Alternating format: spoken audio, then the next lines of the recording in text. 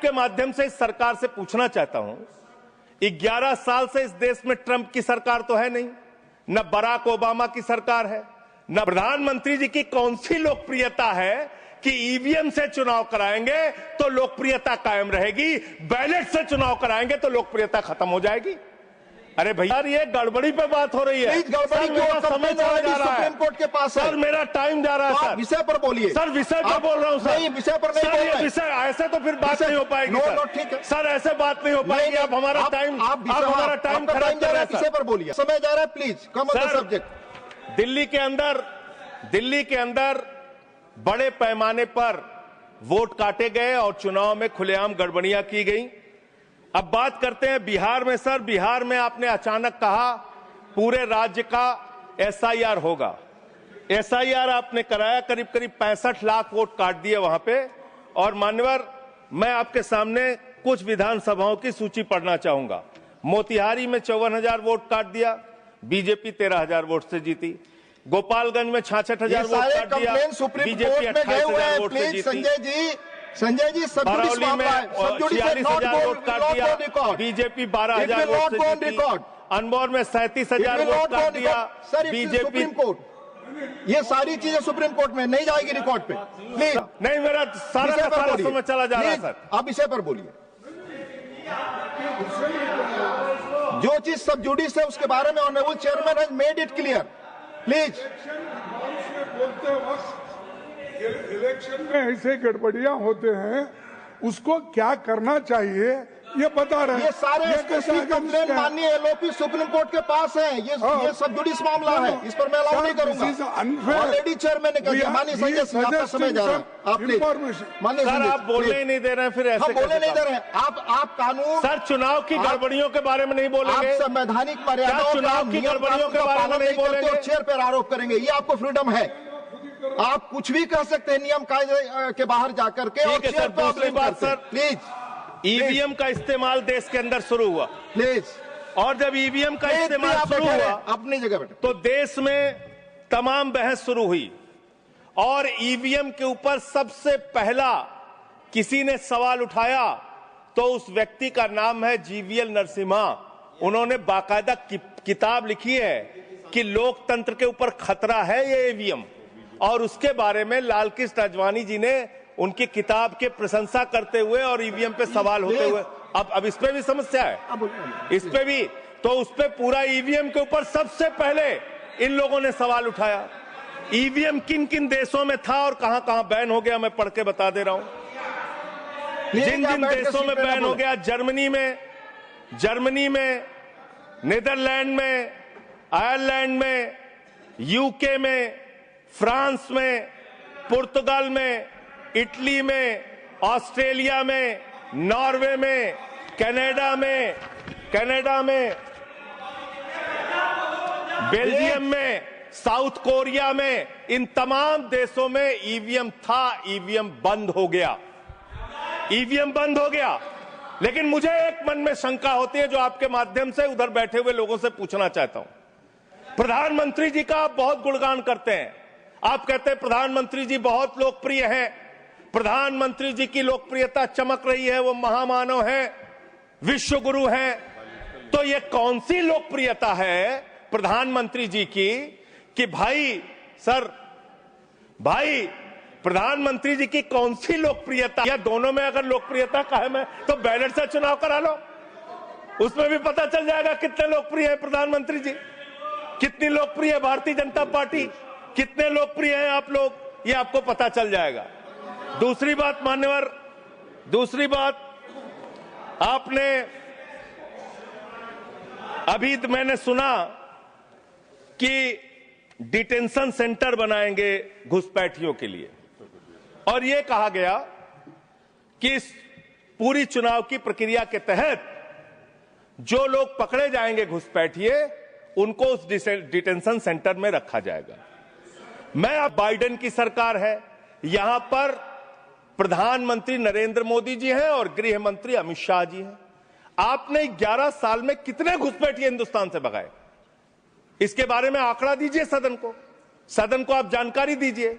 आप बिहार जाते हैं, वहां घुसपैठिया चिल्लाते हैं, झारखंड जाते हैं, वहां घुसपैठिया चिल्लाते हैं, दिल्ली आते हैं, वहां घुसपैठिया चिल्लाते हैं, हरियाणा जाते हैं, वहां घुसपैठिया चिल्लाते हैं, महाराष्ट्र जाते हैं, वहां घुसपैठिया चिल्लाते हैं, आसाम जाते हैं, वहां घुसपैठिया चिल्लाते हैं, घुसपैठिया पकड़ नहीं पाते। यह कौन सा घुसपैठिया है? जहां पर चुनाव होगा वहां आपको घुसपैठिया मिल जाते हैं, आप पूरा चुनाव उसके ऊपर करते हैं। कितने घुसपैठिया बिहार में मिले, इसको बताइए, देश को, इस सदन में बताइए। मैं आपको बताना चाहता हूं मान्यवर, मात्र 315 वहां पर विदेशी नागरिक मिले, जिसमें 78 मुसलमान थे, बाकी नेपाल के हिंदू थे। उसको आप इसलिए आंकड़ा नहीं जारी कर रहे हैं। 65 लाख में सिर्फ 315 मिले। आपकी छाती पे तो सांप लौटने लगा, आपको तो मजा आया नहीं। आप डिटेंशन सेंटर बना रहे हैं उत्तर प्रदेश में। डिटेंशन सेंटर का पता है आपको? कानून, अंतर्राष्ट्रीय नियम। आपको स्कूल बनाने के लिए पैसा नहीं है, आपको अस्पताल बनाने के लिए पैसा नहीं है। मिड डे मील में आप बच्चों को नमक रोटी खिला रहे हैं, नौजवानों को रोजगार देने के लिए आपके पैसा नहीं है, खाद की बोरी देने के लिए पैसा नहीं है। आप कह रहे हैं आप अपनी सनक को पूरा करने के लिए डिटेंशन सेंटर बनाएंगे, जहां पे घुसपैठियों को रखेंगे, उनको फ्री बिजली, फ्री पानी, फ्री एजुकेशन, रहने का घर, सड़क, सब आप अपने पैसे से देंगे, देश की जनता के पैसे से देंगे। इसलिए मैं आपके माध्यम से सरकार को चेतावनी देना चाहता हूं, अगर कोई बांग्लादेशी मिले, कोई पाकिस्तानी मिले, कोई अफगानिस्तानी मिले, तो उसको उसके देश वापस भेज देना। हमारे पैसे से उनको यहाँ पे डिटेंशन सेंटर और घर बना के फ्री में बिजली, फ्री में पानी, फ्री में शिक्षा, फ्री में इलाज मत करना। और ज्यादा अगर आपको चिंता हो तो अपने घर के बाहर एक घर बना लेना, वहां रख लेना, वहां रख लेना, अपने घर में रख लेना। हम लोगों का पैसा मत बर्बाद करो अपनी सनक के चक्कर में, अपने सनक के चक्कर में। दूसरी बात, सनक शब्द असंसदीय शब्द ना बोले। नहीं सर, सनक सर क्या क्या बोलते हैं ये लोग, किसको किसको गाली नहीं देते हैं। संसदीय शब्द ही बोलना है, नहीं, आपको भी बोलना है सर। बांग्लादेशी घुसपैठिया की ये लोग बात कर रहे हैं।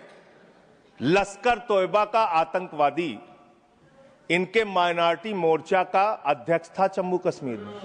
लश्कर तोयबा का सब्जेक्ट पर तालिब हुसैन, सब्जेक्ट पर दैट विल सर सब्जेक्ट है, ये डिस्कशन सब्जेक्ट है सर। लश्कर तोयबा के आतंकवादियों को अपनी पार्टी में आप रखते हो, लश्कर तोयबा के आतंकवादियों को अपनी पार्टी में रखते हो, लश्कर तैयबा के आतंकवादियों को अपनी पार्टी में रखते हो, आतंकवादियों को अपनी पार्टी में रखते हो।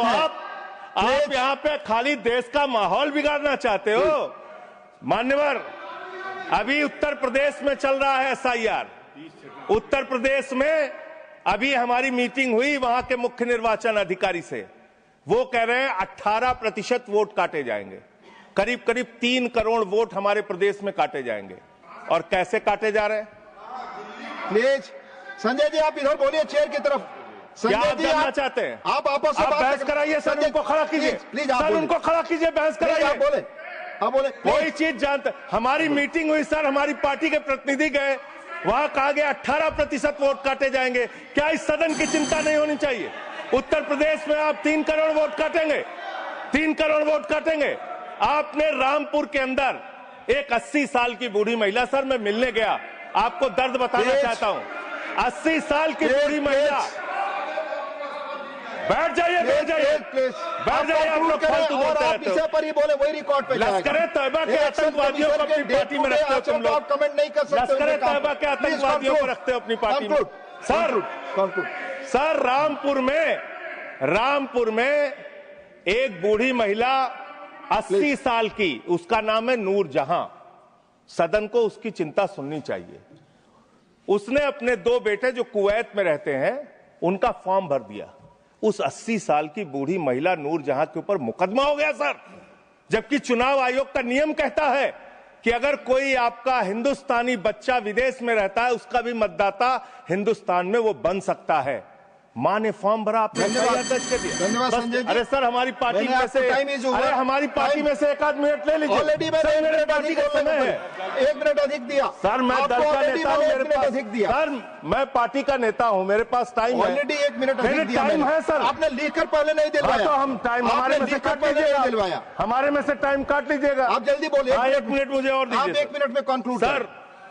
सर, मैं अंत में यही कहना चाहता हूं, आपके इस जोर दबाव के चक्कर में हिंदुस्तान के 35 बीएलओ अब तक अपनी जान गंवा चुके हैं। ये सदन, अरे कहां मंत्री जी, आपको कैसे पता चलेगा? इस सदन को श्रद्धांजलि देना चाहिए। उन 35 लोगों की हत्या की है आप लोगों ने। सर, सेक्रेटरी जनरल, उन बीएलओ की हत्या के जिम्मेदार ये लोग हैं। सर, धन्यवाद। Nothing is going on record. Please.